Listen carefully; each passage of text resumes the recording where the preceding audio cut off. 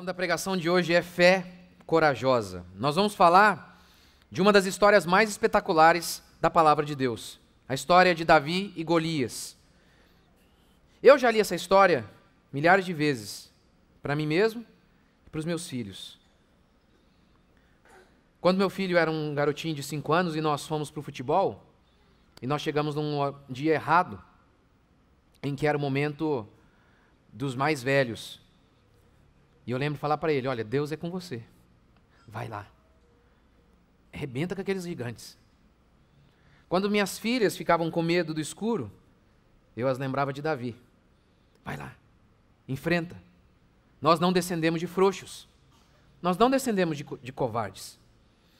Davi diz para Golias, não com espada nem com canhão, mas é em o nome do Senhor dos Exércitos que eu vou te destruir. E vamos ler esse trechinho?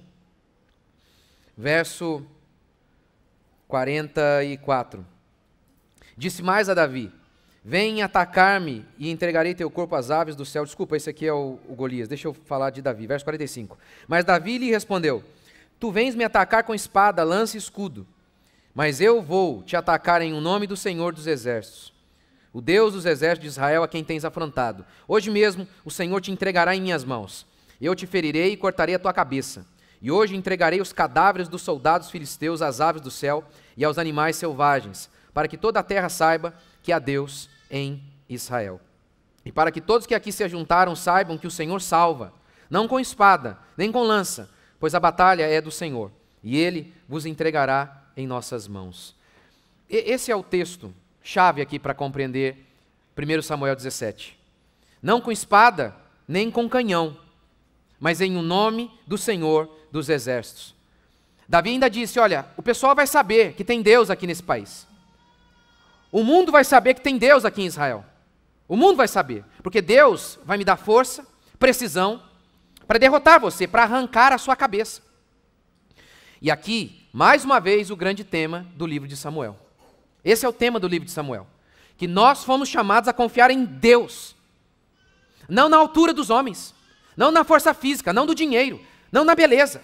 Nós fomos comissionados a confiar em Deus, a despeito de tudo e de todos, ainda que todos sejam contra nós. Ainda que aos olhos dos outros não sejamos nada, sejamos como aquele menino, sem nada na mão, apenas 5 pedras. O que de fato determina a nossa vitória é que Deus é conosco, é que Deus conduz as nossas pedras, é que Deus nos capacita para a batalha, é que o seu Espírito Santo vem sobre nós e nos enche de coragem. Esse é o tema de Samuel, lembra? O povo de Israel tinha um rei, que é Deus, mas diz o texto que, querendo imitar as outras nações, Israel pediu um rei, porque ficou com medo,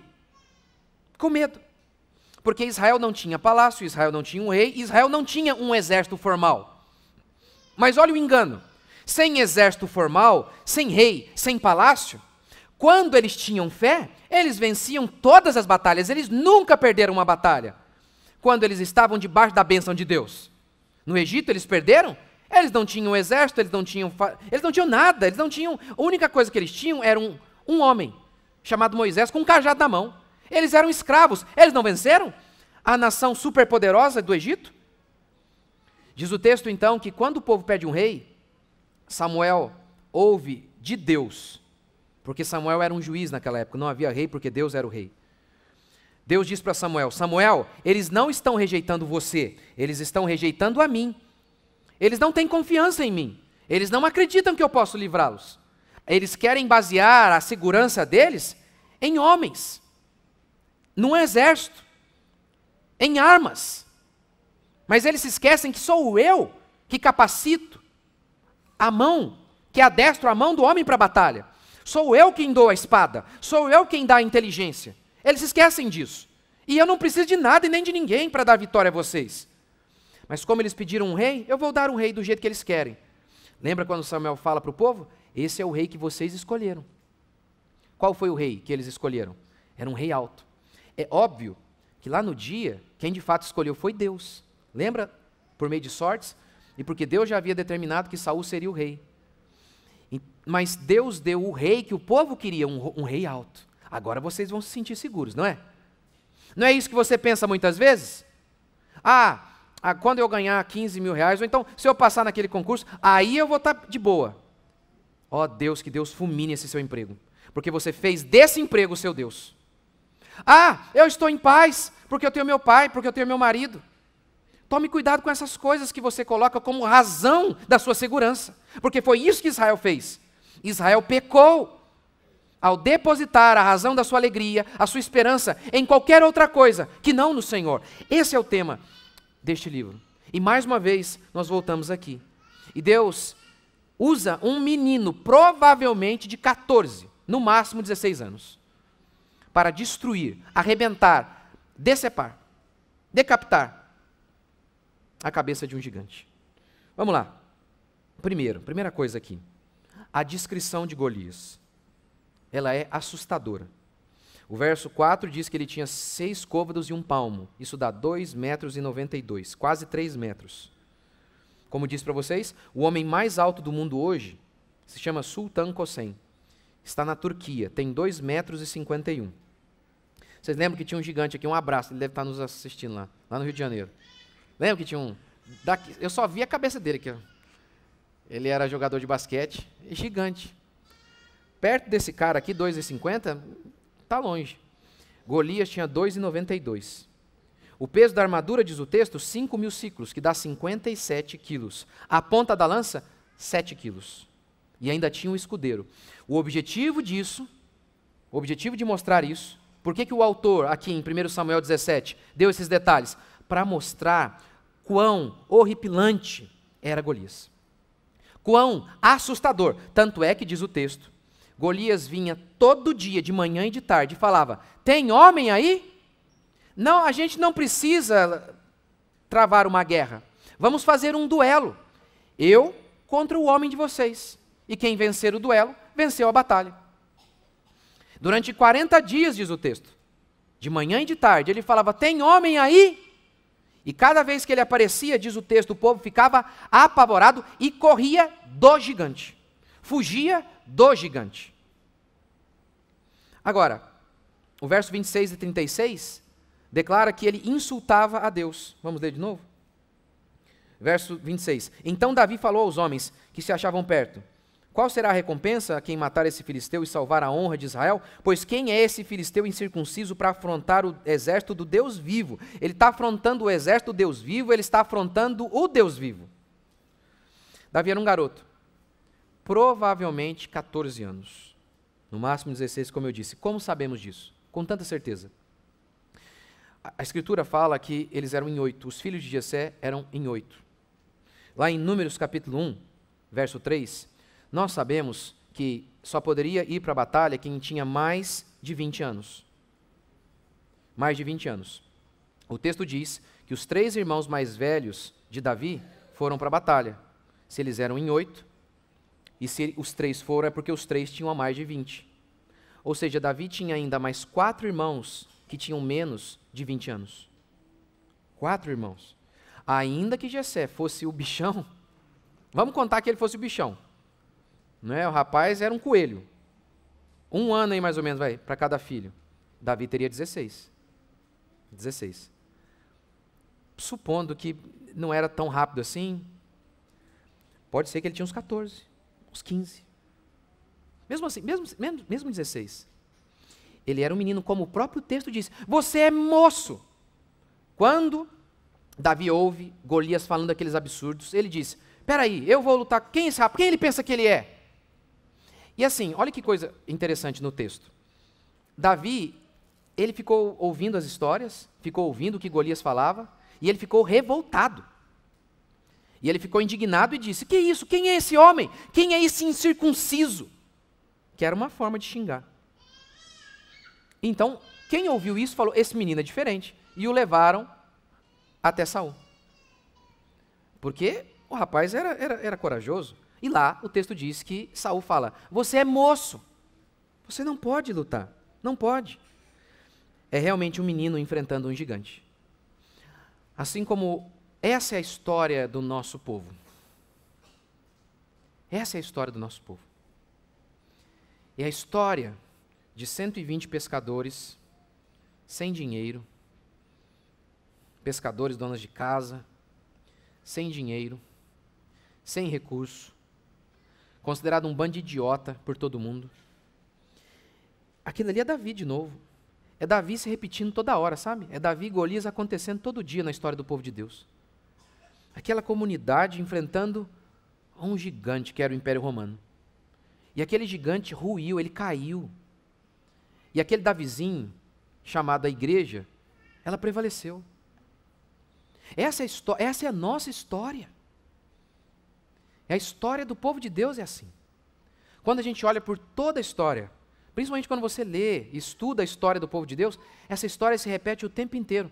É um Lutero sozinho contra uma igreja que domina tudo, que controla tudo e que manda para a fogueira quem discorda dela. Um homenzinho chamado Lutero. Aquele homenzinho é o Davizinho de novo. Essa é a nossa história. Fomos chamados a não confiar nos recursos humanos, na sabedoria humana, no dinheiro, na força e na beleza, mas em o nome do Senhor dos Exércitos. Essa é a nossa história. A preparação de Davi. Davi não caiu de paraquedas ali. Quando Davi foi até Saul, qual argumento de Davi convenceu Saul a deixá-lo ir para a batalha? Meu rei, sempre, não uma vez, mas sempre, enquanto eu cuidava das ovelhas de meu pai, leões e ursos arremeteram contra mim. Por exemplo, quando eles pegavam uma ovelha e saíam correndo, eu corria atrás deles. Você percebe como que Davi é, né? Veja bem, é diferente o seguinte, Davi não tinha o que fazer, o leão vem para cima dele, até você, se você for o mais frouxo do mundo, o leão vem para cima de você, você tem que se defender. Não, não é isso que acontece. Davi diz que o leão pegava a ovelha e saía correndo, indo embora. Davi corria atrás do leão. Tem aqueles memes lá, né? Como é que é? Quando desliga a luz, tem os meninos que são terríveis, quando desliga a luz, como é que é? O escuro que fica com medo do menino. Já viu esse papo? É o Davi. Esse aqui é o Davi. É impressionante. Quando o Marçal falou aquelas mentiras lá, lembra? Para Marçal? Aí saem esses memes, né? Essas brincadeiras assim de gente prodígio. Davi é esse cara. Davi é o homem que corre atrás do leão. O leão. O que é aquele leão? É o Davi correndo atrás do leão. Que coisa. E aí, ele disse, eu sei o que eu estou fazendo. Porque Deus já me livrou do urso. Vai me livrar também. E note isso, ele não confia nele. Ele diz que a razão da vitória dele, da coragem dele, era Deus. Deus me livrou do urso, vai me livrar também do gigante Golias. Portanto, o que mostra que Deus está nos preparando enquanto nós trabalhamos de maneira árdua, enquanto ninguém está vendo. Aquele nosso trabalho no oculto é a preparação para aquela glória eterna que um dia teremos, diante de Deus. Nosso trabalho é oculto.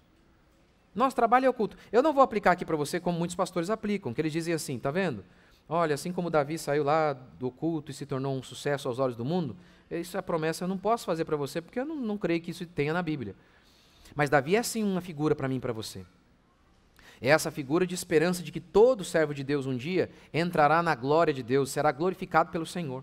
E todo o trabalho no oculto, no escondidinho que ninguém viu, um dia o nosso rei, o rei dos reis, ele vai dizer, servo bom e fiel, foste fiel no pouco, sobre o muito, eu vou te colocar. É por isso então que o nosso trabalho, quando ninguém está vendo, quando parece que a gente arrisca tudo, para nada aparentemente, porque para alguns, só se alguém estiver vendo, que aí tem significado. Pode reparar, é assim, eu sei que é assim. Se você, por exemplo, alguém vem e fala para você assim, irmã, amanhã, imagine se eu comissionasse algum de vocês aqui, falasse assim, ó, chamasse você e falasse, irmão, tem uma missão, irmã, tem uma missão para você, tem uma grande missão para você, uma grande missão. Qual é, pastor? Eis-me aqui. Amanhã, você vai pregar uma pregação muito importante. Você vai fazer uma pregação muito importante. Muito importante. E ela já fica, né? Meu Deus do céu. Amanhã você vai levar esse texto aqui e vai falar lá para os seus 3 filhos. Vai colocar o púlpito assim e vai pregar para os 3. Aí as mães não se preparam. São só meus filhos.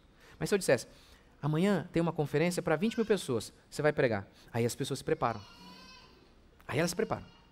mas lá para coisinha insignificante que ninguém está vendo. Mas mal sabem elas que é justamente essa preparação para que ninguém está vendo que nos prepara para coisas maiores, principalmente para a maior de todas, o dia em que estaremos com Cristo e seremos glorificados por Ele. Essa é a expressão que a Bíblia usa para falar do estágio final da nossa salvação. O estágio final da nossa salvação se chama glorificação. Seremos glorificados. Mas isso tem muito a ver com o trabalho que fazemos lá no escuro, lá no escondidinho, quando arriscamos toda a nossa vida por algo que ninguém vê. Segundo, Davi quer a recompensa e quer a glória de Deus. O texto diz que Davi foi levar queijo e comida para os seus irmãos que estavam na batalha. Lá, Davi ouviu a recompensa que seria dada ao homem que lutasse contra Golias. O rei iria dar a própria filha em casamento, o rei iria isentar de imposto, eu acho que isso aqui foi o mais sedutor, e iria conferir riquezas ao homem. Davi ouviu a primeira vez. Diz o texto que seus irmãos ficaram bravos com Davi. Davi então perguntou pela primeira vez, como é que é? O que vocês falaram aí? Aí eles repetiram. Então com isso Davi ouve pela segunda vez. Aí os irmãos de Davi, os covardes, porque os covardes sempre ficam com inveja dos corajosos, os covardes falaram, eu sei da tua presunção e arrogância e maldade. Davi se desvia deles e pergunta de novo. É um menino que tem uma força moral absurda. Um monte de gente desacreditando o rapaz está nem aí, ignora e pergunta pela segunda vez. O que é mesmo que o rei vai dar para aquele que vencer o Golias? Aí ele ouve pela terceira vez. Vai dar dinheiro, vai isentar de imposto e vai dar uma esposa. Isso aqui é interessante porque Davi manifestou muito interesse na recompensa.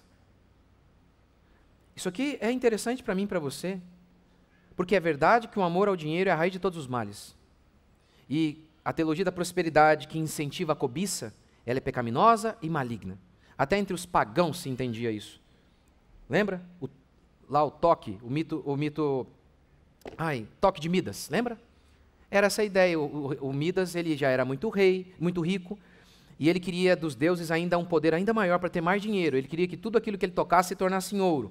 E os deuses falaram, isso é um problema, mas ele era tão cheio de cobiça, mesmo assim ele quis. E ele então tocou em uma árvore no caminho e viu, tá vendo, eu ganhei o dom. Chegou em casa, fez uma festa para anunciar para todo mundo. Ele toca então na filha dele, a filha dele se converte em ouro, ou seja, morre. Ele toca no vinho, na taça de vinho, se converte em ouro e ele não consegue mais desfrutar. Até entre os gregos se sabia que a cobiça é uma desgraça. Até entre os gregos se sabia disso, que o amor ao dinheiro é uma desgraça. E a gente precisa entender isso, e por isso a teologia da prosperidade é tão ruim. Mas ao mesmo tempo, a Bíblia declara que as coisas materiais são boas. Deus cria a matéria e diz, e viu Deus que era bom. E não há pecado em esperar receber pelo seu trabalho. E Davi então falou, como é que é? É isso? Opa, é uma boa coisa, e manifestou interesse. Então nós devemos nos lembrar de Eclesiastes. Quanto ao homem a quem Deus conferiu riquezas e bens, e lhe deu poder para deles comer e receber a sua porção, e gozar do seu trabalho, isso é dom de Deus. Então, a primeira parte aqui, desse momento de Davi interessado na recompensa, nos mostra que não há nada de anormal em você trabalhar e esperar receber pelo que trabalha, pelo que fez. Quando você é bom naquilo que faz, em você esperar receber por aquilo que você fez, isso é lícito, é normal. Lembra quando Paulo fala sobre o seu direito de receber salário como pastor? E aí ele cita a lei no Antigo Testamento. Olha, o Antigo Testamento dizia, não amordace a boca do boi enquanto ele está arando a terra. Não faça isso. E aí Paulo diz, vocês acham que Deus está preocupado com o animal? Deus está preocupado com a gente. O que Paulo está dizendo é um absurdo. Enquanto o animal está trabalhando, você o priva de comer. É um absurdo. É um absurdo. Então, se até com animais isso é errado, imagine com o ser humano. É totalmente natural trabalhar e querer receber. Se esforçar para ser bom em algo e querer receber. Tanto é que Davi está interessado em receber. Portanto, não consertemos a heresia da teologia da prosperidade com a outra heresia. A heresia do franciscano. A heresia da teologia da prosperidade faz do dinheiro um Deus. O franciscano faz do dinheiro um demônio. Essa não é a perspectiva cristã. Por outro lado, Por outro lado, e aqui a gente tem o equilíbrio correto. Aqui a gente tem, porque, poxa pastor, como que a gente faz para lidar com o dinheiro? Não é tão simples, porque eu acabei de falar, o amor ao dinheiro é ruim, mas o dinheiro não é ruim. Meu Deus do céu, como colocá-lo no lugar certo? Como ter uma atitude correta em relação ao dinheiro, de um modo que não seja pecaminosa? Me parece que Davi nos dá a regra. Davi, ele diz o texto assim, no verso 8, ele diz assim: quem é esse? Quem é esse que afronta o exército do Deus vivo? E depois ele fala para todo mundo. Ele fala para Golias e para todos. Hoje vai se saber aqui nessa terra que há Deus em Israel, que há um Deus que salva. Você então percebe que o maior interesse mesmo de Davi era a glória de Deus. Porque quando de fato você desejar a glória de Deus acima de todas as coisas, aí você não vai amar o dinheiro. Você vai amar a Deus acima de todas as coisas e desejar a Deus acima de todas as coisas. E quando você assim o fizer, as tentações em relação ao dinheiro serão vencidas. Quando você for tentado em relação às coisas deste mundo, você vai vencer. Portanto, não é pecado desejar obter o resultado do seu trabalho, colher o que você plantou. Mas como fazemos isso de modo que não amamos o dinheiro? Colocando a glória de Deus em primeiro lugar, o desejo de exaltar a Deus acima de todas as coisas, vendo o nosso trabalho como um grande meio para servir a Deus. Terceiro, fé corajosa. Quando Golias, aquele monstro, vê Davi, Golias começa a fazer aquilo que todo mundo faz, aquele efeito psicológico. Eu vou perturbá-lo. E começa a dizer um monte de impropérios contra Davi. Eu vou te matar. Rapaz, o Golias calado, ele já era aterrorizante. Falando então, eu vou te matar. Eu vou te destruir. Aí Davi retruca, eu vou arrancar sua cabeça. Verso 46, o Senhor vai entregar você para mim. Eu vou te matar. Davi, diferentemente de muitos reformados, Davi não olha para Golias e fala, puxa, nossa, eu não sei se eu vou vencer a batalha, Golias. Não sei, porque eu sou humilde. Não sei. Houve um movimento no meio evangélico chamado Movimento de Confissão Positiva. Esse movimento é baseado em, principalmente, um cara chamado Norman Vincent Peale. Norman Vincent Peale, ele escreveu um livro chamado O Poder do Pensamento Positivo, que isso tem a ver com Nova Era e com o fruto do inferno. E esse cara, esse Norman Vincent Peale, dizia que era pastor, dizia que era crente. E ele pegou essa ideia de pensamento positivo e enfiou na igreja. Ele enfiou na igreja. Só que com uma roupagem evangélica. Uma roupagem evangélica. Então a ideia de pensamento positivo. Kenneth Hagin, ele foi um dos grandes divulgadores desse movimento de confissão positiva. Como assim, pastor? O Kenneth Hagin, ele, por exemplo, no seu livro O Poder do Nome de Jesus, ele fala que o irmão dele estava enfermo. E aí o Kenneth Hagin descobriu o poder do nome de Jesus. Porque quando a Bíblia fala orar em nome de Jesus, muitos evangélicos, como o Kenneth Hagin, pensam que é uma espécie de abre-te sésamo, sabe? Você fala a palavra e é como se fosse um abre-te sésamo, pá. Lembra daquele evento em que diz, em Atos ou, acho que em Atos, em que diz o texto lá que tinha gente expulsando demônio, tentando expulsar demônio e não conseguia. Eu expulso o demônio, vocês em nome do Deus de Paulo. E aí os demônios bateram neles, lembra? Então não é uma questão de fórmula mágica, de falar, mas é o que muito crente pensa. Né? Quando você solta a palavra, em nome de Jesus, aí a palavra, sabe, aquele, o ar que saiu dos seus pulmões, passou aqui pela sua garganta, saiu, o ar por si só tem poder, é o que eles acreditam. Tem um livro famoso chamado O Poder das Palavras. O poder das palavras. Um monte de evangélico crê nesse absurdo. Tem a ver um pouco com esse movimento de declaração positiva. É por isso que, por exemplo, se você fala assim, ô menino, você está doido? Aí eles falam, pelo amor de Deus, agora ele vai ficar doido. Porque há poder na sua palavra. Eles acreditam nisso. Faz o teste, fala assim para o seu filho então, vai Neymar, vai moleque. Faz o teste para ver se dá. Faz amanhã. Põe o seu moleque lá para jogar bola e fala, vai Neymar, você é o Neymar, moleque. eu declaro, eu determino. Faz o teste, depois você me conta se deu certo. Não dá. Eu lembro uma vez falando isso com uma moça, ela acreditava nisso. E ela falou, não, mas tem poder sim nas nossas palavras e tal. Se a gente decretar e tal, acontece, porque as nossas palavras têm poder. Aí eu falei, ah, é? Aí eu falei, você trabalha com o quê? Sou vendedora. Você costuma vender quanto por dia? Ah, uns 10 mil. Falei, então vamos fazer o seguinte, hoje você vai sair de casa e você vai determinar 1 milhão. Ela falou, não, mas peraí, não é assim que funciona. Não, é assim sim, porque se tem poder nas nossas palavras, uai. Não, mas não é assim que funciona. Não, é porque não funciona de jeito nenhum, minha filha. É porque você está errada. Então, esse cara veio com esse papo. E aí, ele decretou. Eu decreto a cura do meu irmão. E o irmão dele foi curado. O Kenneth Hagin conta nesse mesmo livro que ele ficou 45 anos sem dor de cabeça. 45 anos sem... Ah, sabe quem é um grande discípulo dele aqui no Brasil? É o R.R. Soares. Mas ele usa óculos. Decreta. Está decretado, não vou usar mais. Na pandemia, vocês viram? O R.R. Soares, você tinha que ter decretado aí, rapaz. Ele ficou lá, quase morreu, rapaz. É um absurdo, né? E tem um vídeo dele, do R.R. Soares, falando isso. Eu nunca fiquei gripado. Nunca, nunca, nunca. Aí daqui a pouco estava ele lá, quase morto, com o Covid. Então o Kenneth Hagin disse isso. Eu fiquei 45 anos sem dor de cabeça. Aí um dia ele sentiu dor de cabeça. Aí ele sentiu. Aí sabe o que ele fez? Ele decretou. Em nome de Jesus, eu não tenho dor de cabeça. Isso não é fé, gente. Isso não é fé.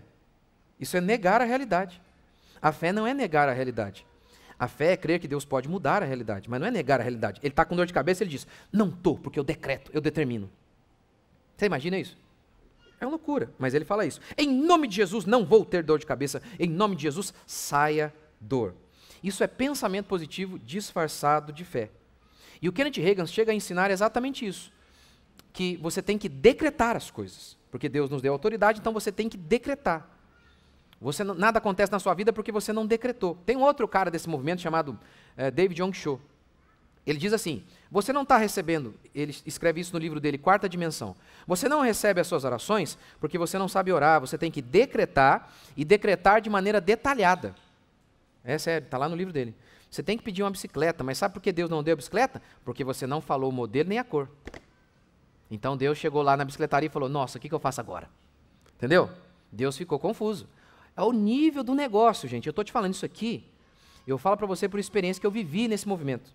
Eu vivi no meio desses absurdos. Isso é espalhado aí pelas igrejas. É um negócio assim assustador. Então eles decretam. Outro exemplo. Isso aqui que eu vivi. Estou lá numa reunião de pastores. E uma irmã enferma estava com câncer. E aí eles começaram a decretar, como o Kenneth Hagin disse. Você tem que decretar. Você tem que decretar. Se você orar pedindo, ó, Senhor, se for a tua vontade, cura essa moça. Não pode, aí você não tem fé. Você tem que decretar. E eles decretaram, e eles decretando lá, está curada, em nome de Jesus, está curada, está curada. Eu falei, olha, isso aí não tem base bíblica. Aí a mulher morreu. Aí veio a outra reunião de pastores. Falei, agora eu quero ver o que eles vão falar. O que eles vão falar? E aí eles fingiram que nada aconteceu. Mas alguns deles lá na frente vão cair da fé. Porque eles vão começar a falar, peraí, nossa, a palavra não se cumpriu. Não, não é que a palavra não se cumpriu. É a interpretação errada que vocês deram que não se cumpriu. Então, te dei um pano de fundo histórico aqui, para você entender um pouco do movimento evangélico em sua maioria. Então, eles têm isso de decretar e tal. Isso é errado. Isso é maligno. Isso é doutrina do diabo. Mas, infelizmente, muitas vezes o povo de Deus responde a um erro cometendo outro erro. O povo de Deus responde à falsa fé com fé nenhuma. E agora, todo tipo de fé usada como essa de Davi, em que ele diz, eu vou arrancar sua cabeça, Deus vai te entregar. Por quê? Porque Deus já havia de fato prometido para o povo derrotar os filisteus. Lembra? Deus já havia. Eu preguei aqui para vocês isso, está lá em alguns capítulos aí, antes deste capítulo de agora. Então Deus já tinha dado a palavra. Tanto é, lembra que eu falei para vocês, que Saul estava pecando? Por que Saul estava pecando? Porque Deus havia dito para Saul, você vai ser o rei amanhã. Diante de todo mundo, no dia lá, no momento em que eu vou escolher o rei, você vai ser o escolhido. Vai tirar sorte, vamos lançar sortes lá, e você vai ser o escolhido. Onde Saul estava? Diz o texto que estava escondido atrás da bagagem. Isso é pecado, porque ele tinha uma palavra de Deus. Então esconder-se atrás da bagagem e falar, não, eu sou humilde. Não, cuidado que essa sua humildade aí não venha esconder covardia. incredulidade. Depois, lembra daquele outro momento em que Jonatas, ele vai para cima, ele sozinho com o escudeiro, entra no meio do povo, dos filisteus, para matá-los? E lembra que enquanto isso, Saul estava lá orando, Senhor, é a tua vontade que eu vá matar filisteu ou não? Deus já tinha dito para ele. Deus já tinha dito. Ele estava pecando de novo. Deus já havia falado, vai, eu dei a vitória para vocês. Então eu e você devemos tomar cuidado, porque muitas e muitas vezes nós não cremos nas promessas de Deus, nós estamos como Saul, escondido atrás da bagagem e chamando isso de humildade, mas mentira, é incredulidade. Quer algumas promessas de Deus para nós? As portas do inferno não vão prevalecer contra a igreja. Nós vamos arrombar as portas do inferno. Pessoas vão ser salvas. É promessa de Deus isso. É promessa do Senhor. O evangelho é o poder de Deus para a salvação, não é a tentativa de Deus para a salvação. Então nós devemos pregar o evangelho na convicção de que muitas pessoas vão se converter. O reino de Deus é como uma semente de mostarda, pequenininha. É mostarda, tá certo? Depois quando cresce, fica gigante. A minha igreja, eu não a criei, não a fiz para ser escondida debaixo. Ela é luz do mundo. E a luz a gente não coloca escondida debaixo da mesa. Mas é em cima, para todo mundo ver. Essas são as promessas de Deus sobre o povo de Deus. Que o povo de Deus vai levar o evangelho, que o evangelho vai progredir, que muitas e muitas pessoas serão salvas, que muitas pessoas serão libertas. Enquanto nós não cremos nisso, estamos sendo como Saul, parece tão humilde. Mentira, é covardia, é incredulidade, é pecado. E por isso Saul foi rejeitado. Por isso tem tanta igreja morrendo. São igrejas rejeitadas por Deus. E Deus vai levantar aqueles que têm fé, que confia nele, que confia nas suas promessas. Deus também não prometeu que ele iria suprir as nossas necessidades? Ele não prometeu também no Salmo 1? Bem-aventurado o homem que não anda no conselho dos ímpios, não se detém no caminho dos pecadores, nem se assenta na roda dos escarnecedores, antes o seu prazer é na lei do Senhor e medita nela de dia e de noite, ele será como árvore plantada junto à corrente de águas, que no devido tempo dá o seu fruto, cuja folhagem não murcha, e tudo quanto ele faz é bem sucedido. Não é promessa de Deus isso para nós? Portanto, põe a mão, vai lá para o seu trabalho, creia que Deus vai abençoar o seu trabalho, confie em Deus. Nós temos a palavra do Senhor sobre nós. Paulo não falou no Novo Testamento? Que em todas as coisas, porém, somos mais que vencedores? De modo que, se Deus permitir que passemos por momentos difíceis, até em meio à derrota, até em meio à pobreza, nós não seremos vencedores?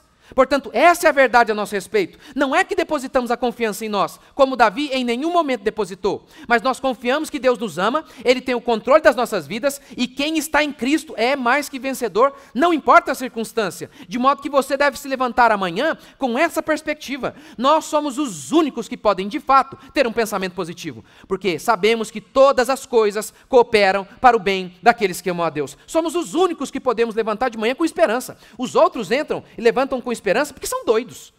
Mas nós não, nós temos uma viva e verdadeira esperança e devemos ser como Davi, para que não sejamos rejeitados. A quantidade de igreja, que é um bando de Saul, de covarde, de incrédulo, e está fechando e morrendo, tem a ver com isso aqui, porque não confiam nas promessas de Deus. Fomos chamados a ter uma fé corajosa. E não se importe, os covardes vão ficar com raiva. Como os covardes irmãos de Davi ficaram, quando eles ouviram, diz o texto, ouviram Davi falando, quem é esse cara? Quem ele pensa que ele é? Os irmãos de Davi, diz o texto, ficaram com raiva. Os incrédulos não podem ver alguém com fé que eles ficam furiosos. Os covardes não podem ver alguém corajoso que eles ficam muito bravos. Seu presunçoso, ignore-os, como Davi fez. Façamos isso. Vamos ignorar esses, porque amanhã eles vão estar mortos. Eles não mais existirão. Então não se preocupe com eles. Deixe-os morrer. Deixe-os morrer. A fé de Davi não se intimida. O irmão de Davi diz, presunçoso e maldoso.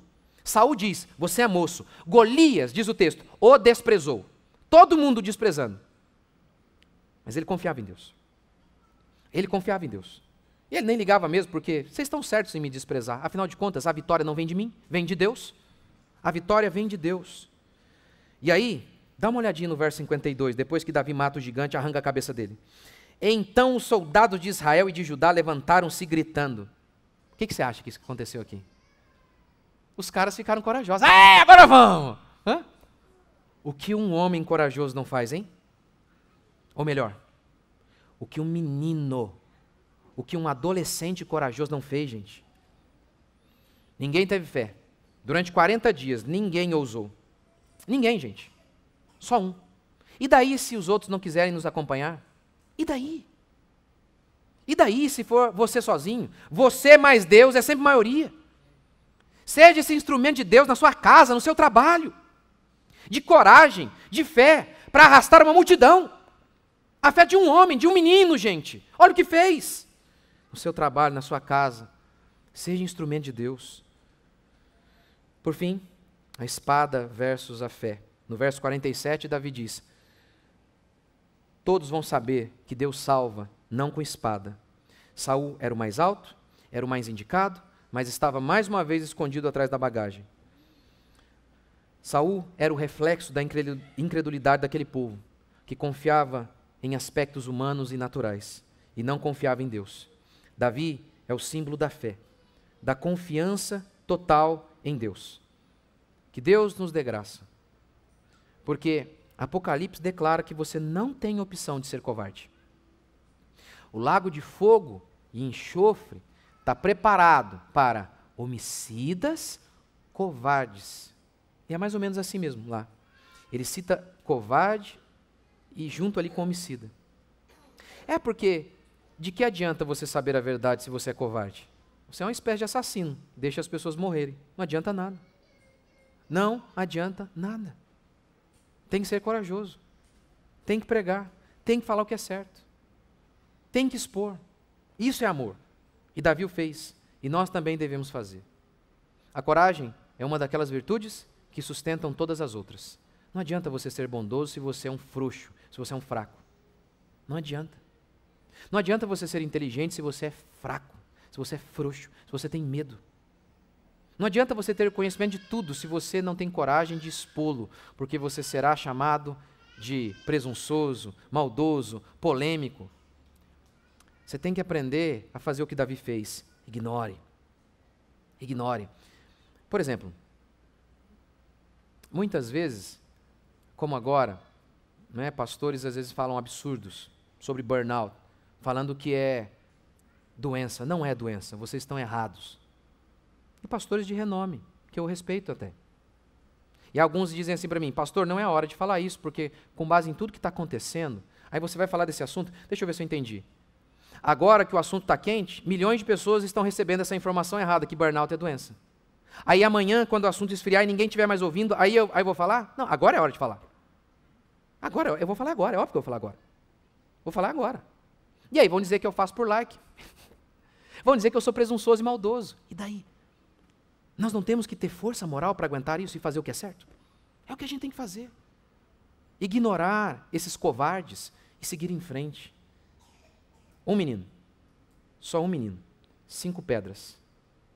E ele salvou o seu país, porque Deus era com ele. É só isso que você e eu precisamos, temer a Deus, viver para Deus, e Deus vai nos dar vitória, porque em Cristo Jesus, diz Paulo, somos mais que vencedores sempre. Vocês creem? Vamos ficar de pé?